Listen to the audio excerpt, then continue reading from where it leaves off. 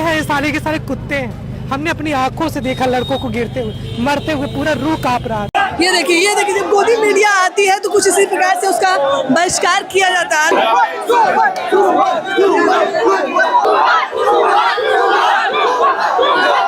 इस देश में हिंदू मुसलमान की बात हो रही है, एजुकेशन की बात नहीं हो रही है। कैसे होगी भैया? 12th फेल का डायलॉग याद है? अगर देश पढ़ लेगा तो वो मांगेगा कि मेरा क्या, वो उठाएगा, सवाल उठाएगा, मेरा हेल्थ सिस्टम का है, मेरा एजुकेशन सिस्टम का है। इनको पता है इनको पढ़ने नहीं देना है। अगर ये पढ़ लेंगे, ये मुझसे सवाल उठाएंगे, इनका वोट बैंक खत्म हो जाएगा। हो सकता है। और ये तो कर भाजपा ने ये साबित कर दिया ना कि भाजपा और आरएसएस देश विरोधी है, भाजपा और आरएसएस युवा विरोधी है।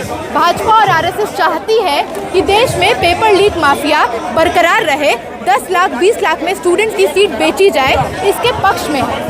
जो मोदी जी हैं वो एकदम रील बाज प्रधानमंत्री हो गए, केवल रील बनाने के लिए। केवल एक टॉफ़ी का पैकेट ले लेते हैं, इसके ऊपर मेलोडी लिखा होता है, केवल एक रील बनाने के लिए, अपनी रीच बढ़ाने के लिए, अपने आप को फेमस करने के लिए। अरे अपने आप को फेमस करना है, प्रधानमंत्री की कुर्सी पे बैठे हैं, आप अच्छे काम करिए, आप नौकरी निकालिए, आप बेरोजगारी दूर करिए। फोटो वायरल हो जाए वो सिर्फ वही करते हैं।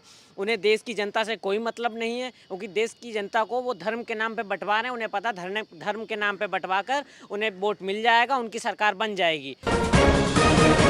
नमस्कार, मैं हूं प्रभाकर मिश्रा और आप देख रहे हैं सच्ची खबर प्राइम टाइम। यहां आपको वो खबरें मिलेंगी जो आपको गोदी मीडिया कभी नहीं दिखाता। इसलिए सबसे पहले आप हमारे चैनल को सब्सक्राइब कर लीजिए और बेल बटन को भी जरूर दबा दीजिए। आज की शुरुआत एक ऐसी घटना से करते हैं जिसने पूरे देश को झकझोर कर रख दिया है। एक ऐसी घटना जिसने कई परिवारों की खुशियां हमेशा के लिए छीन ली और प्रशासन की तैयारियों पर गंभीर सवाल खड़े कर दिए। उत्तर प्रदेश की राजधानी लखनऊ में एक भीषण आग लगने की घटना ने कई मासूम जिंदगियों को निगल लिया। हादसे के बाद मौके पर मौजूद लोगों का गुस्सा फूट पड़ा। अपनों को खो चुके परिवारों की चीखें और स्थानीय लोगों का आक्रोश साफ बता रहा था कि यह सिर्फ एक हादसा नहीं बल्कि लापरवाही का नतीजा बताया जा रहा है। इसी दौरान एक युवक का वीडियो सोशल मीडिया पर तेजी से वायरल हो रहा है। वह सरकार और प्रशासन से सवाल पूछते हुए कहता है कि आखिर आम लोगों की जान की कीमत इतनी कम क्यों समझी जाती है। पहले आप उस युवक की बात सुनिए। कुत्ते हैं, साले के सारे कुत्ते हैं। हमने अपनी आंखों से देखा लड़कों को गिरते हुए, मरते हुए, पूरा रूह कांप रहा था। एक के बाद राजनाथ सिंह आ रहा है, अब मरने के बाद योगी जी आ रहे, क्या कर लेंगे, क्या उखाड़ लेंगे। और जिस समय घटना हो रही है उस समय किसी मंच पे आप जाकर के भाषण दे रहे हो। हम आपको इसलिए चुनते कि आप भाषण दो, कोई नहीं। फोन मिलाते समय हाथ कांप रहा था कि एम्बुलेंस को बुलाओ, फोन मिला, हाथ कांप रहा था। घंटों बाद लोग पहुंचे, पुलिस नहीं पहुंची है, एम्बुलेंस की तो बात ही छोड़िए आप। कोई नहीं। शहर के इतने अच्छे अरे हम मरने के लिए बने हैं। कभी हम गड्ढे में गिर के मर रहे हैं, कभी हम नीट के पेपर में आत्महत्या कर रहे हैं, कभी हम लाइब्रेरी में जल के मर रहे हैं। किस लिए हो तुम? सिर्फ हिंदू मुसलमान और फलाना ढिमाका करने के लिए? मरने वाले का कोई जाति धर्म देखने आ रहा है? हमने अपनी आंखों से कूदते हुए लड़कों को देखा, हटाते हुए देखे, बचाते हुए। 21 साल के मासूम जल के मरे। इतनी गंदी, ये देश रहने लायक है? वीडियो देखने के बाद सबसे बड़ा सवाल यही उठता है कि आखिर ऐसी घटनाएं बार बार क्यों होती हैं। अगर सुरक्षा के सभी नियम समय रहते पूरे किए जाते, अगर संबंधित विभाग अपनी जिम्मेदारी ठीक से निभाते, तो क्या इतनी बड़ी त्रासदी टाली नहीं जा सकती थी?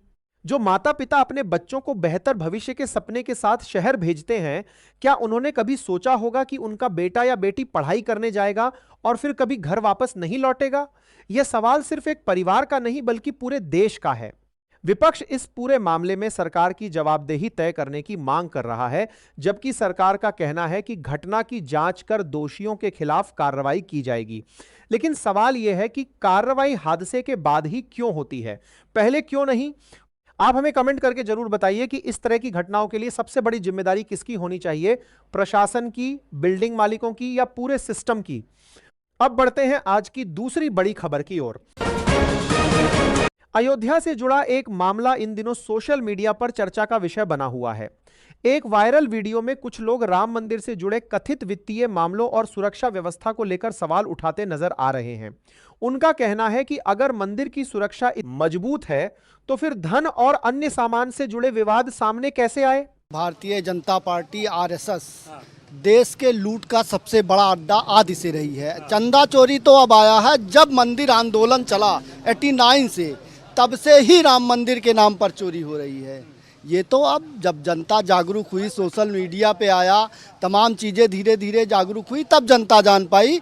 ये तो चोरी 92 से ही शुरू कर दिए हैं, और ये तो 200 करोड़ की नहीं। अगर इस चोरी को कायदे से SIT जांच ना करे, बल्कि जो सुप्रीम कोर्ट के रिटायर्ड जज हैं उनकी एक कमेटी बनाई जाए और CBI को लगा करके निष्पक्ष जांच कराई जाए। मंदिर की जो चोरी हुई उसमें नीचे से लेकर के ऊपर तक RSS तक सब इसमें शामिल हैं। इन पैसों से सांसद विधायक खरीदे गए, सरकारें बनाई बिगाड़ी गई, और बंगाल चुनाव में भी इस पैसे का बड़ा इस्तेमाल किया गया।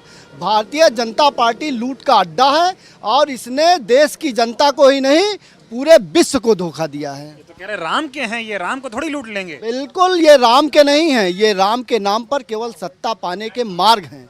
इनके पास विकास का कोई रास्ता नहीं है। हिंदू मुसलमान भगवान राम के सिवा कभी इन्होंने ये कहा कि हमने ये विश्वविद्यालय बनवाया है, हमने ये हॉस्पिटल बनवाया है, हमने ये बड़े उद्योग लगाए हैं, कभी कहा?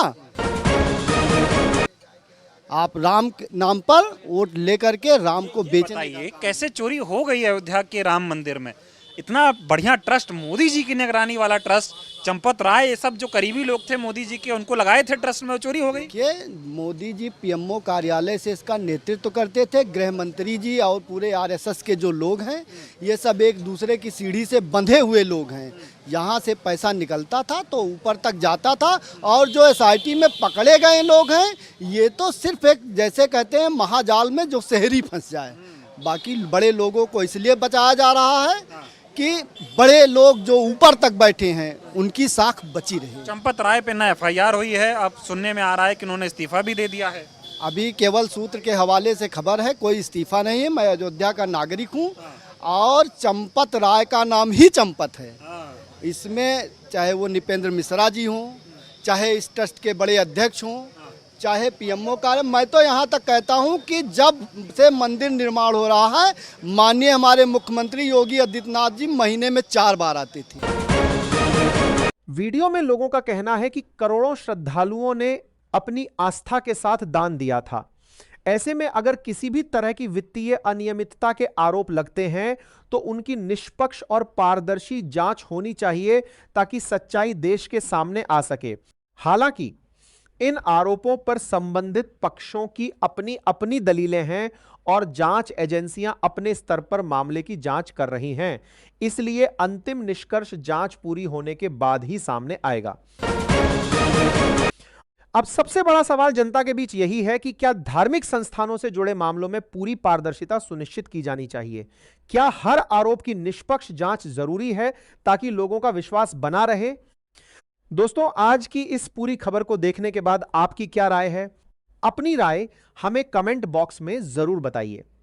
अगर आपको हमारा वीडियो पसंद आया हो तो इसे लाइक करें, चैनल को सब्सक्राइब करें और ज्यादा से ज्यादा लोगों तक शेयर करें।